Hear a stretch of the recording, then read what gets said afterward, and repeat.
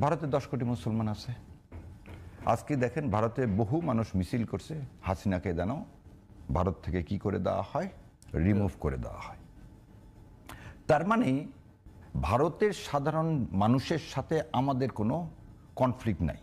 আধিপত্যবাদের জায়গাটা হচ্ছে ওই জায়গা না। আধিপত্যবাদের জায়গাটা কি, যারা রাষ্ট্র ক্ষমতা আছেন, সেই 71 থেকে বলেন আর 47 থেকে বলেন, যারা ভারতের রাষ্ট্র ক্ষমতায় বরাবর আছেন, তারা আমাদের স্বাধীনতা সার্বভৌমত্বকে সবসময় অস্বীকার করে যাচ্ছেন এবং আমাদেরকে সবসময় আমাদেরকে এই বাংলাদেশ ভূখণ্ডকে একটা কলোনিয়াল রাষ্ট্র তৈরিতে সব সময় চেষ্টা করে যাচ্ছে। তার প্রথম প্রমাণ দেখবেন 72 সালে ইন্দিরা গান্ধী যখন প্রথম বক্তব্য দেয়, তখন সেই বক্তব্যে তিনি প্রথমে বলছেন একটা কান্ট্রি স্বাধীনতা পাইল, বলেই সঙ্গে সঙ্গে তিনি আবার কারেক্ট করছেন, না, একটা স্টেট স্বাধীনতা পাইল।